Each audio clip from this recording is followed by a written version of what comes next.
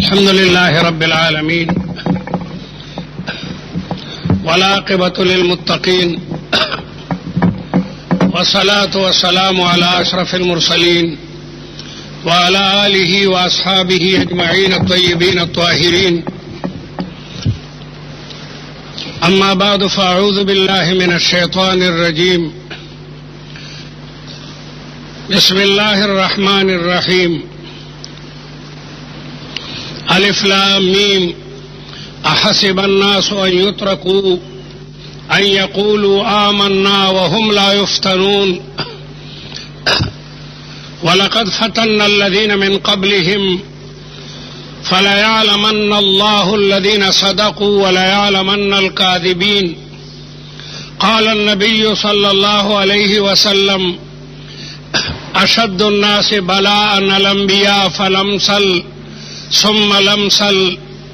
وقال النبي صلى الله عليه وسلم لقد أوذيت في الله ما لم يؤذ أحد ولقد خفت في الله ما لم يخف أحد.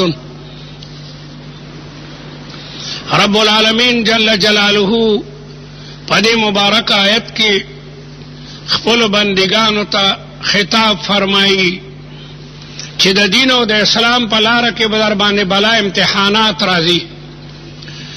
د لا اله الا الله محمد رسول الله مبارکه کلمه چې چا ویلې ده په هغه باندې بیا بلا امتحانات راغلي دي او دا مو وایي چې بس د دې کلمې په وینا باندې به بس زموږ نجات وشي.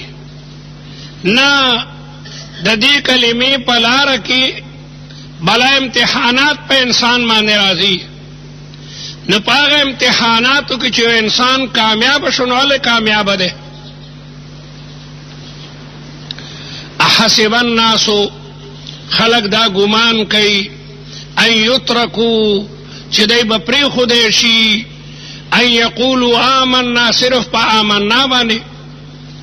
دا دیر خلق ویلے کما کلمہ ویلی دا بس کلمہ میں ویلی دا چې ورته موضوع کا مړه د اسلام په موضوع کې ده الکه روجی نساء الکه د اسلام په روجو کې ده الکه داو کا هر خبره ته ودا درته وي چې ده الکه نو اسلام پس کې ده. بیا تا چې د لا اله الا الله محمد رسول الله کلمه ویلو مزن کې کلمه دی ویلي د رمضان میاشت راغله او روجی نه نیسي مالدار زکات نه ورکې مالدار حج نہ کے نبی اسلام پس کے دے. نن سبا خلق آسان خبر دکڑی دا اسلام ولیدی کے دا اسلام نو اسلام دے سا اسلام خوی مکمل نظام دے. لا الہ الا اللہ محمد رسول اللہ مبارکہ کلمہ چی اللہ تعالی نصیب اکڑا بیا بددی کلمے ٹولی خبری پورا کے بیا بدا اللہ تعالی تمام احکام منی دا رسول اللہ مبارک تمام احکامات منی. آیو سڑی وعدہ کڑو اگوی جوڑی وعدہ آسان دے. وعدہ کی خوچی نکاح تڑینو ملا ورتوی لکا پلان کئی دا پلان کی لور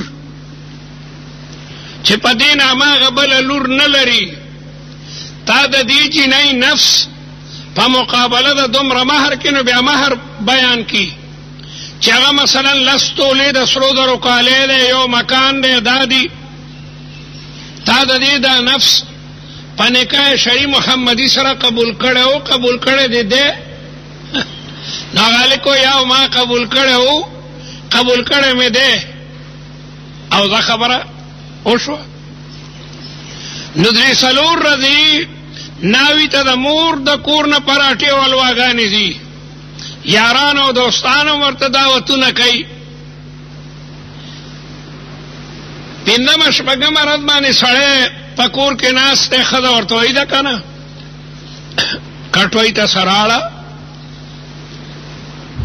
سغوخ راڑا سا دال سا گراڑا لرگی نشتا دے انغری کی دا لرگو ضرورت تے مالگا پکار دا مرچکے پکار دے دا پکار دے ورطوئی ما خو صرف قبل تو تزوجتو ویلیو ما تا خو ویلیو قبول کردی دے دا قبول او نما ویلیو قبول کردی میں دا خزه ورته ویلي ونې دی کې بلا خبرې رالی خبره خو د قبلتو د تزوجتو نه ده د دې په ضمن کې تمامې خبرې رالی خزه ته بنانو نفقه راړي خزه ته به مکان ګوري د ښځو د جامو انتظام بکې تمام ضروریات پکې دي قبلتو تزوجتو خو دوه ټکي دي قبوله کړي مې او قبوله کړي مې دا لیکن د دې دو ټکو په ضمن کې تمام امور خانهداری دي مردیت بے آزمائے وانگہ زن کن مردیت بے آزمائے خپل سړیتوب وګوره بیا له واده کوه چې ښځه ساتلی شي او که نه شي ساتلی نو د لا اله الا الله محمد رسول الله بلا تقاضاګانې دي زه د مدینې منورې یونیورسټۍ کې چې ومه نو یو هندو نوجوان راغی وی زه اسلام راړم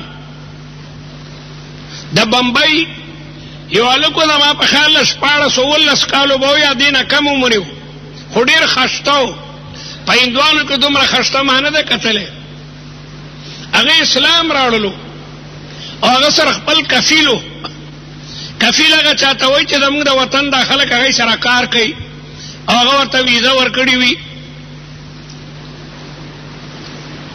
د یونیورسټۍ وایس چانسلر در راوغوښتم چې راشه یو هندو اسلام راړي ته به ترجماني کې ځکه هغه ته اردو نه ما سوا بله ژبه نه ورتله نو زما استاد دی ابوبکر جزائري بوډا دی الله د عمر کې برکت کی دي مسجد نبوي کې لوی واعظ دی اوس هم ژوندی دی په ګاډي کې راولي کمزوره دی بوډا دی نو ابوبکر جزائري په لاس باندې هغې هندو اسلام راړلو او وایس چانسلر هم ناستو په یو کرسۍ هغه کفیلو په هغه یو کرسۍ باندې د هندو نوجوان ناستو ما ته زما استاد ابوبکر جزائري وویل دنه تپوس وکړه چې د اسلام ولې راړي څه وجہ ده چې د اسلام راړي ما ورته بھائی ہمارے شیخ آپ سے پوچھتے ہیں آپ کیوں مذہب اسلام کو قبول کر رہے ہیں کیا وجہ ہے سوجہ اسلام راڑی اغوی میں بچپن سے اسلام سے متاثر ہوں دوڑو کوالینا زدہ اسلام نہ متاثر ہے میں ہمارا گھر مسلمانوں کے گرموں کے بیچ میں ہے زمنگا کورد مسلمانانو کورنو پمیز کی دے میں بچپن میں مسلمان لڑکوں کے ساتھ کھیلا کرتا تھا دیکھو وڑو کو منو دا مسلمانانو دا وڑو معشومانو سر بمالو بھی کھولے کبھی مسلمان بچے نے جھوٹ نہیں بولا وڑو معشومانو میں دروغ نہیں اور ہندو لڑکے جھوٹ بولتے ہیں ہندوانو معشومان دیر دروغ ہوئی مجھے لڑکوں کے سچائی نے متاثر کیا کہ یہ اسلام کی برکت ہے دوڑ مسلمانان رشتہ وہی ماوی جوڑ دی مذہب اثر دے پھر میں جب بھی اپنے ساتھیوں کے گھروں میں چلا جاتا زبد ملگرو کورن تو چور عالم ناغی مسلمانان خود و بماتا باقاعدہ دما برخی ہوا کھانے حلالی آپ کا حصہ ہے ہم نے اپنے بچوں کے لیے مٹھائی خریدی تھی آپ کا حصہ بھی ہم نے رکھا ہے ناغی مسلمانان والکانو مین دوبا ماتا مٹھائی یا لڈوان یا رسید آئی خوی چدا منگا خپلو بچوں تا راڑلی تا منگا بچوں ملگرہ دا استاب رکھا دا اور کبھی مجھے کسی ہندو عورت نے کوئی چیز نہیں دی ہندوانو خود ماتا چلتا سرا کڑینو تو مجھے پتا چلا کہ یہ اسلام کی وجہ سے مسلمان عورتوں کے دلوں میں رحم دلی ہے دا اسلام دا وجہ نا دا مسلمانانو دا خود پڑھنو کی رحم دے اگرچہ ہندوئی ماں لیکن زماب رکھے ساتلی پھر جب میں یہاں خیبر میں آیا ہوں خیبر دا مدینی منورے نشپک سے لمیل لری بجانب شمالی علوی خار دے اغال تنو کرو ویما تا زما مالی کوئی چیئے شے تلی نو خدرون بتلی خدرون کسیوان تلی او کسبزی او ٹیپر او مولی تلی طلب خدر نور کے او زمانگا اندوان دا سنکے غلاس تلی تکستان دور ورکی سپکا تلی او چې اذان شنو دکان دغه څه کولاو مونږه پریدو او ټول خلک مندونو ته ورشي دکانونه کولاوي دروازې نه بندي. بل د هر چا موټر بهر ولاړ دی، که موټر سایکل ده بهر ولاړ دی، که سایکل ده د کورونو نه بهر ولاړې دي. زمونږ انډیا کې خو که چا موټر بهر درولو موټر غلا کی، که موټر سایکل بهر ولاړې هغه غلا کی. سیکل ادرو تو د دکان نه سودا له سیکل ته شاکه په سیکل چاخ پاړولی او دلته په خیبر کې څوک د چامال ته نه ګوري. یہ سب اسلام کی برکت ہے. میں اسلام سے متاثر ہو کے مسلمان ہو رہا ہوں. بیا ماته ابوبکر جزائری راته وایي چې دته ووایه چې اوس ګورې چې د اسلام نه دی راړلی خبره درته اسانه ده. اسلام چې دی نه دی راړلی خبره درته اسانه ده، خو که اسلام دې راړو او د هغې نه پس بیا ته هندو کېږي نو بیا درته خبره ګورې ګرانې خبره بیا ډېره ګرانېږي. ځکه یو سړي ته اسلام معلوم شو، د اسلام حقانیت ورته معلوم شو، بیا اسلام پریدي نو هغې ته مرتد وایي. بیا مرتد چې یو سړی مسلمان او اسلام پریدي هغې ته مرتد وایي. او د مرتد دپاره 3 ورځې مهلت دی. هلکه تا ته 3 ورځې مهلت دی، ښه سوچ وکړه، توبه وباسه، اسلام ته بیا راشه، او که 3 ورځې پسې توبه ونه سو نو بیا قتل کې. نو ما ورته د هغې ترجمانو که چې ہمارے شیخ فرماتے ہیں کہ ابھی آپ کے لیے کافی دائرہ فراخ ہے، اسلام نہ لائیں تو کوئی بات نہیں، لیکن اگر آپ مسلمان ہو کے پھر ہندوؤں کی ڈراوے کی وجہ سے آپ اسلام کو چھوڑ بیٹھے تو پھر مرتد بن جائیں گے، اور مرتد کے لیے پھر سزا ہے. ریجڑل یہ خدا کی قسم اسلام سچا مذہب ہے. مجھے قتل بھی کرے میں اسلام کو قطن چھوڑنے والا نہیں ہوں. نمادا عرض کولو چې اسلام دی او دل راړو بیا ودا اسلام تمامي تقاضاګانې پوره کې. دا په افغانستان کې چې عبدالرحمن نومي یو سړی عیسائی شو دغه واجب القتل له. د افغانستان حکومت ته پکار و چې دی بند کړی وی چې 3 ورځو کې دنه توبه وباسه، کنستا سزا قتل له کردی هغه لګیا دی ولېږلو بل ملک ته. خبر یې د دغه عبدالرحمن ښځې خط رالیږلی دی، خط رالیږلی چې تاسو دی ولې قتل نه کړلو، او د دې هلک مور ویلي چې زموږ دا بچی واجب القتل دی، دی خو عیسائی دی. او دا وی د ډېرې زمانې عیسائی خو ماته غږ نه کولو. کردی دا بانه کوي چې دی لیونی شوی او ښځه وایي روغ دی، سړی هم وایي زه بلکل روغ یم، ما په خپله خوښه عیسائی مذهب قبول کړی دی. وعلى کل حال ما دا عرض کولو چې یو سړی د لا اله الا الله محمد رسول الله کلمه ووایي نو بیا به د دې کلمې ټولې تقاضاګانې پوره کوي. د دې کلمې بیا تقاضاګانې دي. احسب الناس ان یترکوا ان یقولوا آمنا، د خلکو دا خیال دی چې بس په لا اله الا الله خلاصی دی وهم لا یفتنون، او دوی باندې بله امتحان نی راغلی. داسې نه ده. ولقد فتنا الذین من قبلهم، خدای وایي ما د مخکینو قومونو نه امتحانونه اخیستي وو. فلیعلمن الله الذین صدقوا ولیعلمن الکاذبین. الله تعالی جدا کل رښتونی او جدا کل دروغجن. د رښتونو پته ولګېده چې دا رښتونی دي او د دروغجنو پته ولګېده چې دا دروغجن دي. کم سړی چې د اسلام په صحیح لاره باندې رواني د اسلام ټولې خبرې مني دا مسلمان دی. دا نه چې دا منم او دا نه منم. دا اسلام وایي په مونځ کې راغی، دا اسلام په روژو کې راغی، نو اسلام دی څه بیا؟ اسلام خو د دغه څیزونو نه عبارت دی. پیغمبر علیہ السلام فرمائی بنی الاسلام علی 5، د اسلام بنیاد په 5 خبرو ده. شهادت الله اله الا الله د منځنۍ ستنه ده. د اسلام عمارت په دغه 5 ستنو ولاړ ده. منځنۍ ستنه د لا اله الا الله محمد رسول الله. دا منځنۍ ستنه ده، دا به په ژبه باندې وی او پړه به د دې تصدیق کې. ایمان څه ته وایي؟ اقرار باللسان وتصدیق بالجنان وعمل بالارکان. په ژبه به د لا اله الا الله محمد رسول الله کلمه وي او پړه کې به د دې تصدیق کې او په اندامونو باندې به عبادت کې.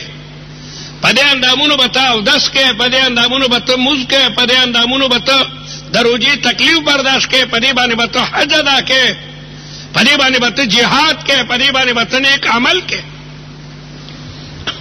بنی الاسلام علی خمس، د اسلام بنیاد په پنځو خبرو ده. منځنۍ خبره د لا اله الا الله محمد رسول الله کلمه ده، او دویمه خبره وایي اقام الصلات، پنځه منځونه با جماعت پابندۍ سره به ادا کې. و ایتاء الزکات، زکات به ورکې. مالدار ہے 40,000 روپۍ در سره دي او کال پہ 1300 روپۍ د هغې زکات دی. 100 روپۍ به زکات پکې ورکې. اوښان دي 5 اوښان دي، هغې کې به یو ګډه زکات ورکې چې کال پې تېر شو. د 5 اوښانو نه کم 4 اوښان دي، هغې کې زکات نشته. 52 تولې سپین زر چې یوې ښځې سره وي، یا د 52 تولو د سپینو زرو پیسې ور سره وي، ما په خیال 9,000 یا څه د پاسه 9,000 روپۍ جوړېږي. یو سړي سره څه د پاسه 9,000 روپۍ دی، په دې کال تېر شو، دی به د هغې نه 40 روپۍ وباسي. فقراو ته ورکا، مساکینو ته ورکا. اول ناول چې ستا کم خپلوان غریبانان دي، غریبانان خپلوان، خور دی غریبه ده واده ده، رور دی غریب دی واده دی، ماما دی غریب دی، تره دی غریب دی، هغه ته ورکه زکات. که خپلوانو کې د غریبانان نه نو ګاونډیانو کې بیا غریبانانو ګوره، مالت کې غریبانانو ګوره. ګډې در سره دي 40 ګډې، او په دې باندې کال تېر شو نو دې کې به یو ګډه زکات ورکې. غویان دي یو سړي سره 10 غویان د تجارت، په دې کال تېر شو دې کې به زکات ورکې. د یوې ښځې د سرو زرو کالی دی 9 تولې، دې کې به 40 روپۍ ورکوي. او څلورم شی هغه د رمضان مبارک روجي دي. د رمضان میاشت راغله، یو میاشت روجي به نیسي. او مالدار نو حج به هم کې. دا 5 خبرې در باندې لازمي دي. دا مو چې بس ما د لا اله الا الله محمد رسول الله کلمه ویلې ده بس خیر او خلاص نه، در باندې به امتحانات راځي. د ټولو لوی امتحانات پیغمبرانو باندې راغلي دي، او هغه امتحاناتو کې کلمه نه ده پریښي. بعضې پیغمبران خلکو د ونې سره تړلي او د اوسپنې اره ورته په سر ایښې ده او سر یې ورته 2 ځایه کړې ده، او د هغه د ژبې نه به د لا اله الا الله کلمه راوته. ینشار احدهم، معمولی خبره نه ده. ینشار احدهم بمنشار. مونږ نن سبا د لږو ډالرو لپاره دین پرېږدو. مړه ډالرې دي مړه که دا کوم نوکرۍ نه مې وباسي، خرڅ باشو، خوک باشو، یا سگے مردار باش، هرچه باشی باش، عرفی اندکه زردار باش. مړه پیسې ګټه ته اوسګارې. مذهب او اسلام پکې چا راړلی دی؟ د لږو پیسو دپاره خلک یا قادیانې وي یا شیعه وي یا پرویزی شي یا څه شي. ملازمت دپاره خلک لګیا د خپل مذهب پرېږدي. پیغمبران د اوسپنو پارو وره شوي دي. او ویمشط احدهم بامشاط الحدید، بعضې پیغمبران د اوسپنو په منګوزو منګز کړي دي. 13 منګز به ورته د اوسپنې جوړه کړي وه، او دی به کلک د ونې سره یا د ستنې سره تړلی، او په منګوزو به یې ته هغه غوښې داسې د کیمې په شکل باندې، او د هغې د ژبې نه به د لا اله الا الله کلمه چې کوم نه راوته. پیغمبر علیه السلام فرمایي زه د الله په لاره کې ما ته دومره تکلیفونه را رسول شوي دي چې بل چاته نه دي رسول شوي. او د خدای په لاره کې کافرانو د دومره یارولم چې بل څوک به نه یارولی. عقیده دا په تمامو څیزونو کې قیمتي شی دی. مړ شه شهید شه خو عقیده ګوره مه پرېږده. عقیده دا ډېر لوی بنیادي شی دی، ډېر لوی.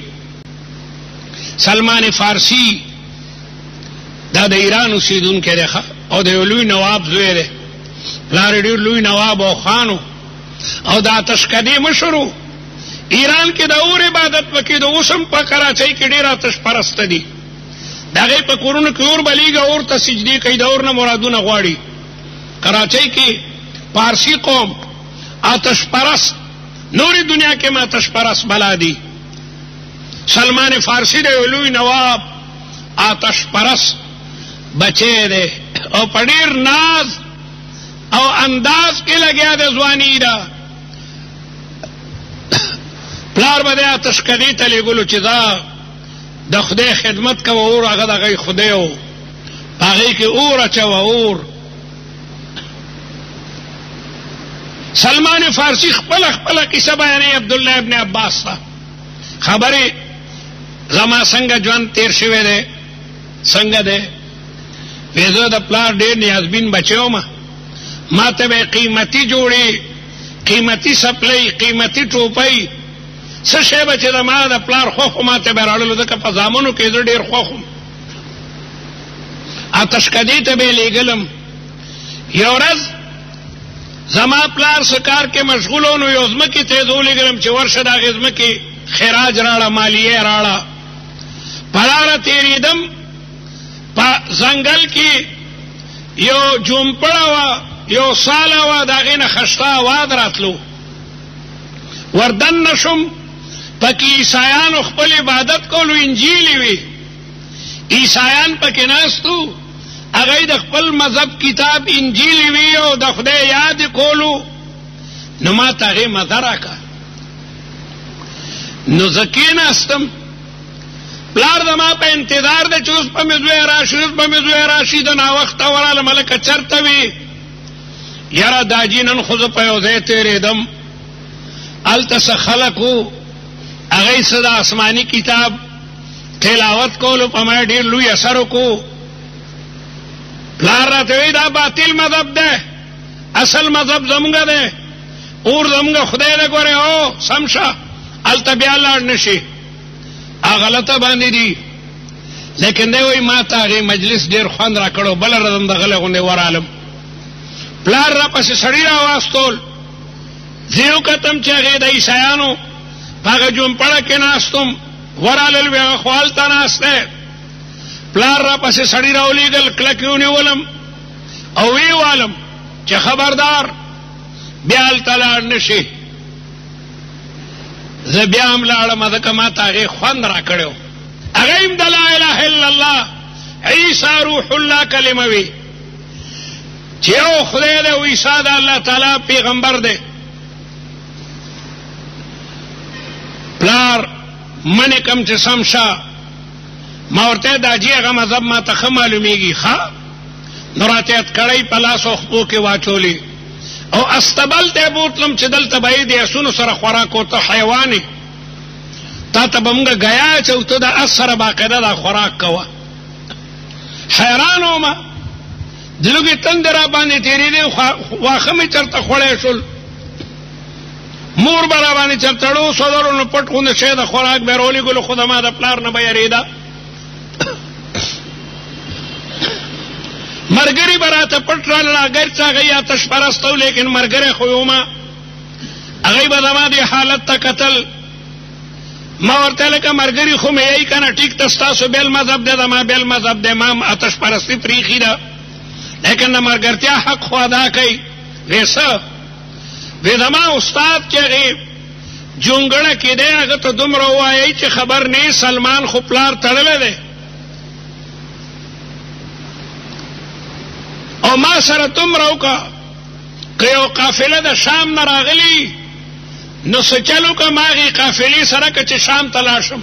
استاد ورته ویلو چې په شام کې ډېر لوی لوی پادریان دي، د عیسایي مذهب ډیر لوی پادریان او بزرگان په شام کې دي. هغه مرګرو لاړلو هغه عیسائی ته وی چې خبر نه سلمان خوستا په مذهب باندې ایمان راړل دی، پلار ووالو وی ټکول اوس خو استبل کې داسونو سره تړلې غیا ورته چي د لوګي نمرې او هغه تا دا پیغام را لېږي که د شام څخه قافله راغلی وي تجارتي، نو د خدای د پاره ما په څه طریقه خلاص کاو دغه قافلې سره مې دمشق ته ولېږه. قدرت ته منظوره و قافله تجارتي راغلی و د شام، قافلې به د شام راغلو د پادری سره به ملاوېدې، ځکه دا د هغوی مذهب د مذهب لوی عالمونو دونه به دعا غشته. پادری قافلې والا ته ووایي چې هلکه کله به بیا واپس ځئ، زما یو خدمت ته یو نوجوان هلک دی، هغه به دمشق کې پلانکي بزرګ ته رسوئ. هغه وی دا زموږ ذمه. په کم سهار چې هغوی تلل دغه پادری یو لوار ته بلا پیسې ورکړي چې شپه کې ورشه پلانکي ځای کې هلته یو نوجوان په استبل کې دی، د هغه هغه زنځیرونه مات کا او دومره پیسې به درکم. چنانچه نیمه شپه کې هغه لوار راغی، سامان یې راړی او د هغه هغه زنځیرونه یې مات کړل او سالمان یې پادري ته ورسولو. پېشواني کې قافلې والا رالل چې کوم دی هغه سړی وی دا دی بوی دی.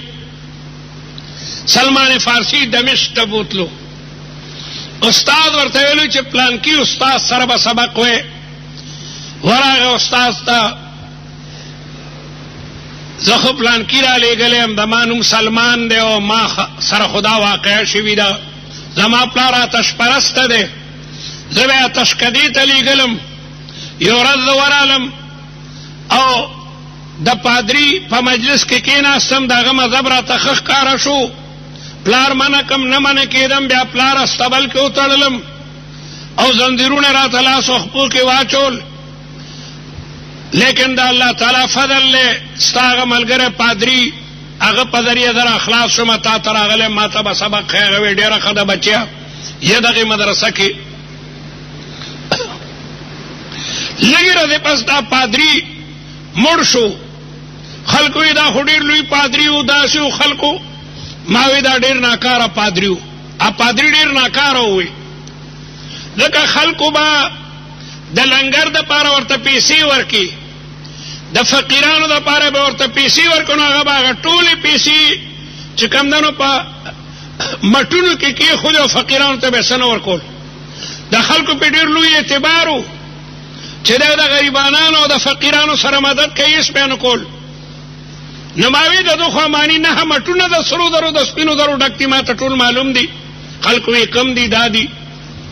اوهو هلکه دا خو ډېر ناکاره حرام خور و، زموږ په ده باندې خو ډېر لوی اعتماد و، په ده مو ډېر لوی اعتماد و چې دی د مال او دولت په غریبانانو تقسیموي. یار مټونه ډک کړي، بیا دی زړند کوي، دی خښو نه، نو زړند دی کو دغسې چې خلک ته عبرت علي. بیا زه ډېر خفه وم چې اوس به د دین سبق د چا نه زده کومه. بیا چا راته ووایي چې ورشه په موسل کې یو بزرګ دی، موسل ښار ته ورغلم، دا ډېر لوی ښار دی، اوس هم موجود دی. هلته یو بزرګ و، واقع هغه ډېر لوی سړی و، ټوله شپه به یې د خدای په عبادت کې تېروله. چا به چې څه ورکړل ټول به فقراو ته ورکولو. هغه مړ کېدو، نو ما جړل چې استاد اوس به زه د دین سبق د چا نه حاصلوم. راته وی نصیبین ته ورشه، نصیبین یو لوی ښار دی موجود دی اوس هم. نصیبین کې غیبل علی هغه هم ډېر لوی سړی و، هغه سره به ما ذکر و اذکار کولو، هغه هم بیا مړ کېدو. بیا ما جړل وی عموریې ته ورشه، عموریه هم مشهور ښار دی، د عموریې بزرګ ته ورغلم. ډېر بوډا او کمزور او خو ډېر لوی سړی و، تمامه شپه په عبادت کې مشغول و. مرګ یې نږدې شو، نو ما بیا ډېر جړل چې زما قسمت داسې ده چې کوم استاد ته زما هغه مري، اوس به څه کوم. د عموریې بزرګ راته ووایي چې سلمانه اوس نورو کسانو پسې مه ګرځه، اوس د نبي آخر الزمان زمانه راغلې ده. نبی آخر الزمان نه پس به د چا تابعداري نه کوي، هغه خاتم النبیین دی. ما ورته وی هغه به کم ځای وي؟ وی هغه به عربو کې وي. عربو کې به په کم ځای کې وي؟ وی هغه به په داسې ښار کې وي چې هغې ښار کې د کجورو باغونه دي، هغې ښار نه ګیر چاپېره غرونه دي، په هغې ښار کې د کاڼو 2 میدانونه دي. دا یې نښه ده. او د هغې پیغمبر نښه دا ده چې هغه صدقه نه علي، هدیه علي، او د هغه د دې 2 اوږو په منځ کې مهر نبوت دی، خاتم د نبوت دی، مهر نبوت دی. هغه شیخ مې مړ شو او ډېر خپه وم، او بیا مې هغې ښار کې په اموریه کې تجارت شروع کړو. سلمان د تجارت ډېر ماهره دی، بلا ګړي بېدې غویانو خان مې و، قدرتي او قافله راغلي وه د عربو. د ترجمان په ذریعه ما د هغې نه تپوس وکړو چې لکه دی سره په عربۍ کې خبرې وکړه چې دی به ما داسې ځای ته ورسوي چې هغه به یو ښاري، هغې کې به د کجورو باغونه وي، چاپېره به غرونه وي، هغې کې به 2 میدانه وي. هغې وی بلکل مونږ به ورسو. ترجمان ورته وی چې او دی وی مونږ به ورسو. نو ما ترجمان ته وی چې دی ته وایه چې دا ټولې ګړي بېدې ستاسو شوې، وادي القرا کې په یو یهودي باندې خرڅ کړم، او زه خو په عربۍ نه پوهېدم، په یو یهودي خرڅ کړم، هغه زمیندار او دا قافله لاړه، زه چې تلم یهودي وی نشي تللی. ترجمان ووی چې تی خو په بیه اخېستی، ته خو غلام یې. سلمان وی ما وجړل چې اوهو دا څومره بې خونده خلق وو. ما ورته وخان او ما ورته ټول هر څه ورکړل، او کار صرف دا و چې ما به داسې ښار ته بوځئ هغه د بل ځای کې، ځکه هلته کې کجورې وي، غرونه مو، لیکن هغه 2 میدانه نو چې کوم 2 میدانونه د کاڼو. ډېر پریشان وم چې خدای دې خلکو خو ما سره ډېر لوی ظلم. قدرت ته داسې منظوره وه چې د مدینې منورې یو یهودي راغلی و، او د دې یهودي مېلمه و. دغه یهودي هغه باغ ته راوستو چې راشه د ما د باغ کجورې وګوره. په باغ کې زومه، ما سره کوداله وه سسپوره، او ما په هغې باندې کجورو ته ځایونه سمولو.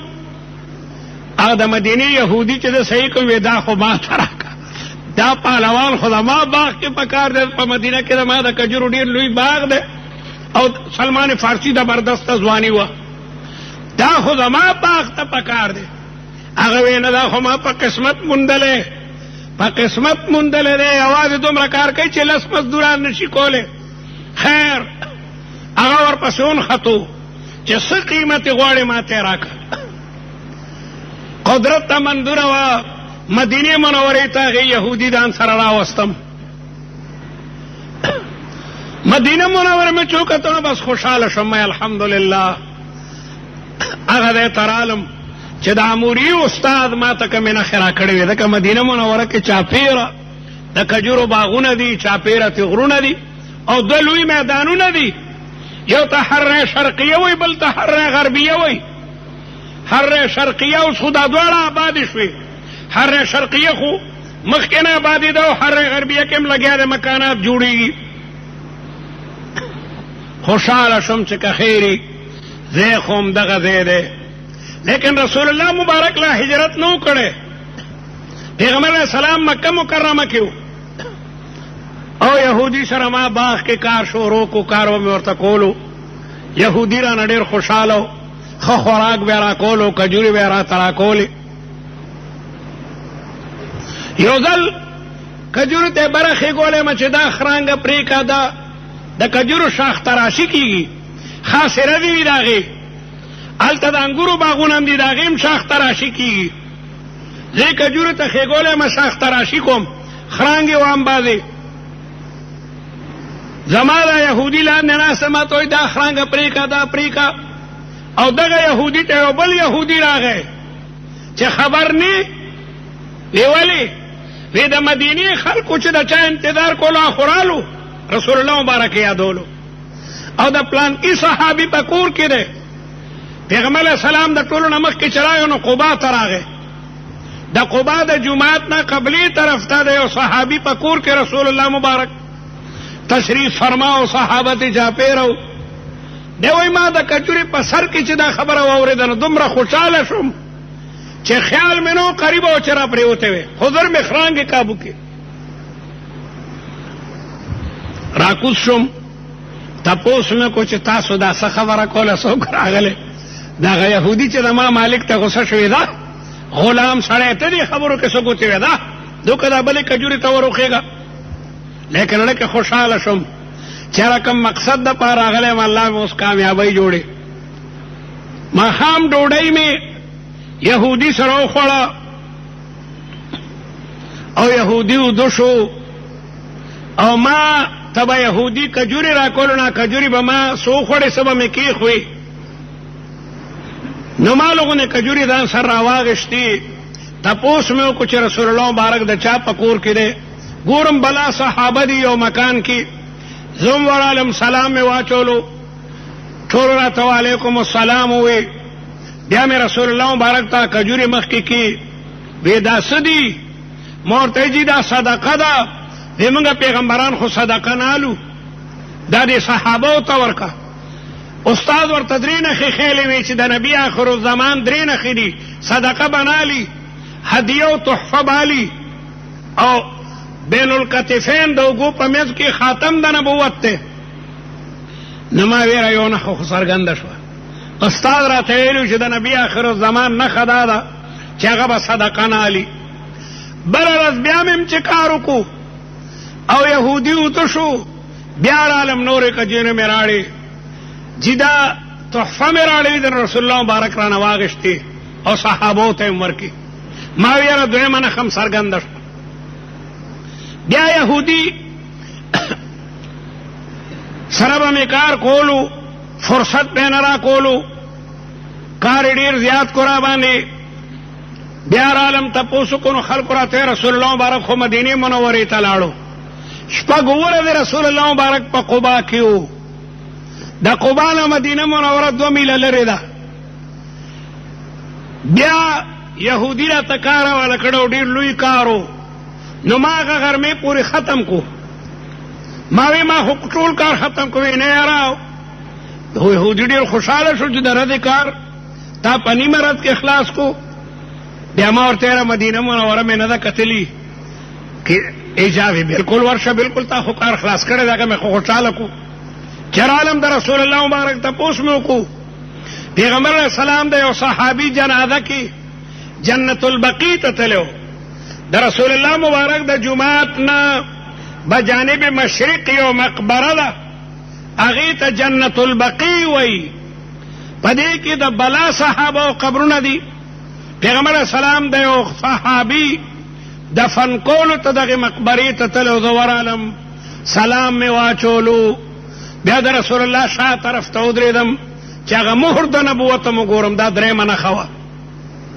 رسول الله پوه شو چې دا سړی مهر نبوت ګورو نو د شا مبارک نه صادر لرې کو او پیغمبر علیه السلام مهر نبوت ما ته څرګند کو ما د رسول الله هغه مهر نبوت ښکل کو او د اشهد ان لا اله الا الله واشهد ان محمدا عبده ورسوله کلمه مې وویله اسلام مې چې کوم دنو راړو اسلام نو سلمان فارسی د دین د پاره د پلار د لاسه نه وهل ټکول خوړلی دي او څومره مزلې کړي دي څومره مشقتونه برداشت کړي دي آخر الله تبارک وتعالی سلمان فارسی چې کوم دنو هغه لګیا دی کامیابی خبر یې سلمان نه بچا تپوس وکړو چې د چا بچی وی ابن الاسلام د اسلام بچی یم الله دغه د اسلام د برکت الله تعالی د لویه درجه ورته ورکړه ابن الاسلام انصار وی دا زموږ ملګری دی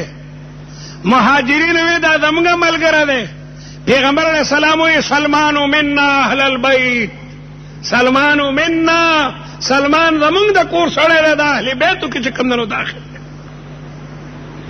سلمان فارسی ته الله تعالی ډېر لوی عمر ورکړو بعضې خو 300 دی بعضې لیکن حسابې ورلیکي 250 خو یقیني دی 250 کاله الله تعالی سلمان فارسی ته چې کوم دنو عمر ورکړی دی او دی بیا د یو علاقې ګورنر دی لیکن د خپلو لاسو مزدوري به یې خوړه. د کجورو پاڼې به یې واغېستې او د هغې نه به یې ټوکرۍ جوړولې او هغه به یې بیا خرڅولې. په خپلو لاسو به یې ټوکرۍ، لکه نن سبا خلک د مزرو نه دا پوزي جوړوي، مصلې جوړوي، نور څیزونه جوړوي. سلمان د تنخوا پیسې به نه اخېستې، خپله مزدوري به یې کوله. هغه ټوکرۍ به یې چې خرڅ کړي نو هغه به بیا د هغې پیسې درې ځایه کړي. په یو باندې به نور مزري راړل، بل حصه به بچو ته دغه کو، درېیمه به فقراو کې چې کوم دنو تقسیم کړه. نو ما دا عرض کولو چې د دین دپاره بلا مشقتونه به سړی برداشت کوي. دا نه چې یو سړی وایي بس من کلمه لا اله الا الله بس گفتاست می کافی است. نه، د لا اله الا الله محمد رسول الله تقاضاګانې دي، دا تقاضاګانې به پوره کې. الله دې تاسو مونږ ټول د محنتونو نو ساتي. مونږ د امتحاناتو نه یو، لیکن که د کلمې په لار کې امتحان راغی نو بیا به امتحان ته اهلا وسهلا ویا مرحبا وی. اهلا وسهلا. دا مجاهدین چې جهاد کوي دا څه ټوکه ده؟ قسم په خدای جهاد ډېر ګرانه خبره ده. یو مجاهد چې د خپل کور ځي هغه د سره دا فیصله کوي چې په میدان کاردار کې به یا زما کفر الوزي یا به زما د ټوټې چې کوم دنو الوزي. تاسو موږ خو صرف واورو پلان کې دی کې دومره کسان شهیدان شو، پلان کې دی کې دومره کسان شهیدان شو. زما د خدای په ذات قسمي چې شهادت ډېره ګرانه خبره ده.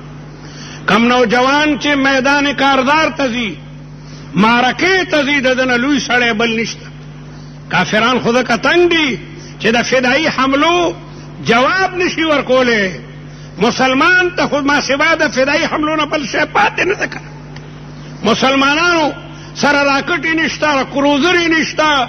مجاهد غریب سوکی هغه وایي بس یک جانچه متا ہے اس کے ساتھ مفیدایت اما چتوا کرد کے موجود. والجود بالنفس اغلا غایت الجودی.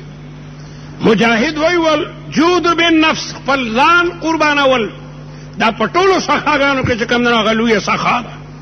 نو صحابه کرام هغه د خپل تلی داسې پدې خپل روحونه پدې تلو کې چې کوم نه خيو او د اسلام د پاره چې صحابه کرامو کمی قربانای ورکړي دي تاریخ دا غي نادر نشي پیش کوله. او بیا دا سلسله تر قیامت پورې به جاری او ساری وي. جهاد به تر قیامت پورې وي. د اعلی کلمت الله د پاره به مجاهدین خپل ځانونه چې کوم نه قربانای. دا دین دا په دې طریقه نه ده خور شوی چې خلک لګیا د خپل کورونو کې خوراک او اسکاک کوي. دکاندار په دکان کې مس ناسته، نن مې دومره پیسې وګټلې او نن دومره سودا خرڅه شوه. او زمیندار په خپل جایداد چې زما دومره غنمو شو، دومره مې بادرنګ خرڅ کړل او دومره مې دا وکړل. کارخانهدار په کارخانه کې مست او خان په خانه کې. د دې دین د حفاظت لپاره الله تعالی خلق پیدا کړی دي. هغه ته بیا د تجارت شوق نه، هغه د دکاندارۍ عاشق نه وي، هغه د ملازمت عاشق نه، هغه په کومه طریقه باندې چې د اسلام جنډا هغه چې کوم دنو بلند شي. نو ما آیت چې کوم تلاوت کړو الله په دې کې مونږ ته د دې کلمې باره کې فرمایي چې صرف په آمنا سړی نه خلاصېږي. د قرآن د دې آیت ترجمه ده احسب الناس، آیا ګمان کوي خلق ان یترکو چې دی به پرېښودی شي ان یقولو آمنا صرف په آمنا باندې. آمنا مانا ما ایمان آوردیم، مونږ ایمان راړلی دی، مونږ مسلمانان یو، مونږ د لا اله الا الله محمد رسول الله کلمه ویلې ده. وهم لا یفتنون، حالانکه د هغه امتحان لا نه دی شوی. امتحان نه پس بیا سړی پاس کیږي. او الله وایي دا یوازې په تاسو باندې نه، ولقد فتنا الذین من قبلهم، مونږ مخکینو امتونو باندې امتحانات راوستي وو، لولو امتحانات راغلیو. فلا يعلمن الله الذين صدقوا، الله جدا کل رشتونی او جدا کل منافقان. پیغمبر علیہ السلام د احد جنگ ته ځي، زر تنه دي، زر نیمې لارې ته چې ورسېدل عبدالله ابن ابی ابن سلول 300 مرګرو سره واپس شو.